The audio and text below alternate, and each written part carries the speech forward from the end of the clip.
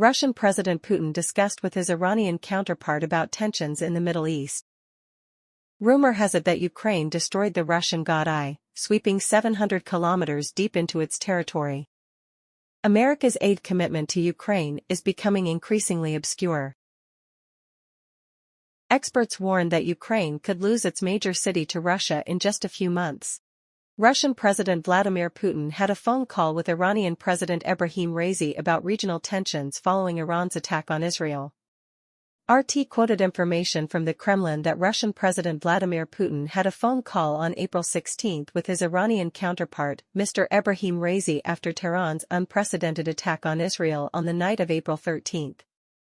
Accordingly, the Kremlin said Mr. Putin called on all parties to restrain conflicts, expressing the view that Moscow does not support the emergence of a new front of confrontation in the Middle East. A new conflict will cause more devastating consequences for the region, Mr. Putin said.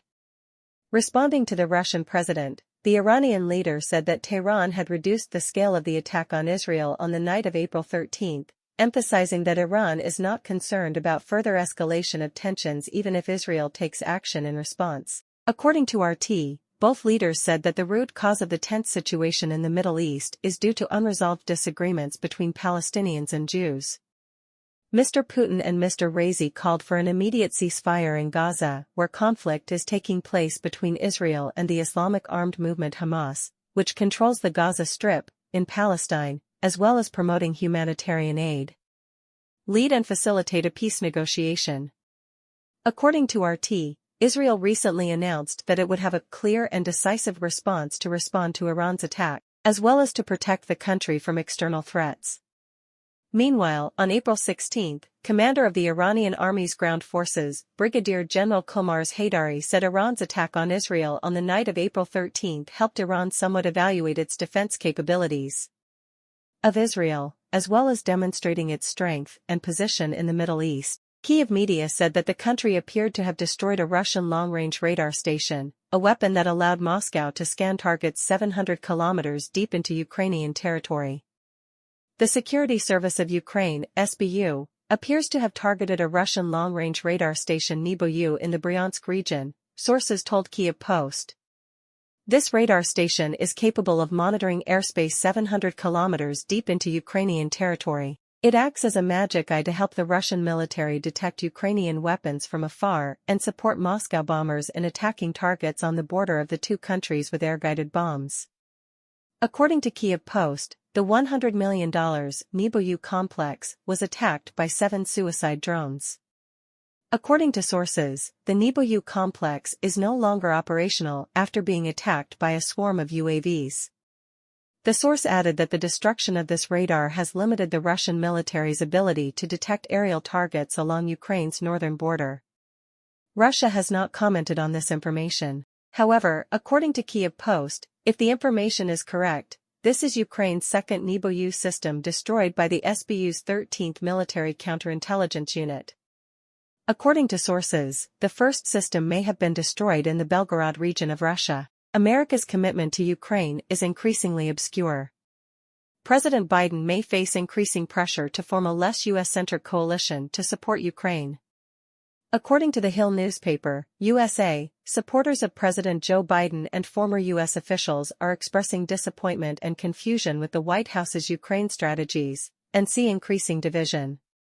Rise in the U.S. administration on how to balance politics with long-term support for Kyiv. The White House has recently opposed proposals to give NATO and its Western allies a greater leadership role in the future, particularly regarding support for Ukraine, even as U.S. aid has been suspended. Stalled for many months in Congress.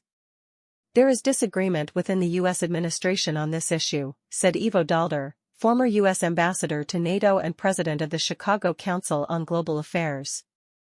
The coming weeks could be decisive when U.S. House Speaker Mike Johnson announced he will introduce a new aid package for Ukraine.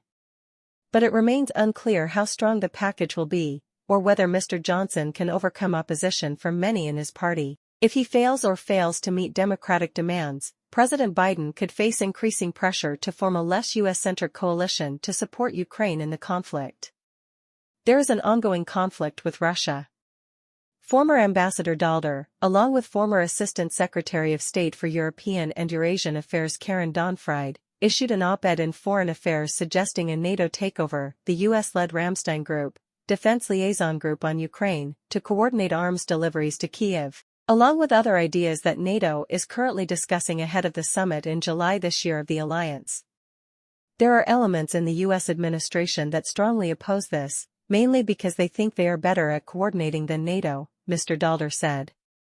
For her part, Ms. Donfried clarified that the purpose of the above proposal is to help implement the administration's current policy and even strengthen it to take concrete actions in the face of uncertainty about long-term commitments. American length. The situation is becoming difficult for Ukraine. U.S. military officials have told Congress that Ukrainian forces are having to conserve artillery fire in the absence of additional U.S. support, leaving them even more vulnerable to the Ukrainian forces. Russia. The Institute for the Study of War, ISW, said last weekend that Russian forces had caused increased and lasting damage to Ukraine's energy infrastructure this spring and that the Russian military had succeeded, partly because Ukraine was running out of anti-aircraft missiles supplied by the U.S. This is alarming because it shows that if the United States does not quickly resume military aid, the Russian military could continue to inflict huge losses on Ukraine's forces and infrastructure even with the number of soldiers limited fire that Russia may have in the coming months, ISW assessed. Ukrainian President Volodymyr Zelensky is also calling on supporting countries to comply with their commitments. It is extremely important that each partner fulfills its promises on the supply of weapons and ammunition, as well as its agreements with us on joint production, Mr. Zelensky said. Experts warn of what will happen to Ukraine's second capital. Military analyst Jacob Parakilas shared with Newsweek magazine, USA, that, thanks to its location near the border and the weakness of the Ukrainian armed forces, Russia can control Kharkov in the next few months. According to RIA Novosti, Newsweek magazine said, Kharkov has a very important symbolic meaning for Ukraine. In early April 2024, President Volodymyr Zelensky called Kharkov one of the capitals of Ukraine. Newsweek quoted military analyst Jacob Parakilas, a research expert on strategy, policy and defense capabilities at RAND, saying that Kharkov is located less than 32 kilometers from the border with Russia. So, a slow, but attritional attack could help Russia take control of the city within months. According to expert Parakilas, the location near the border with Kharkov gives Russia an advantage in supporting advancing troops, while Ukrainian forces have been worn out and weakened over time.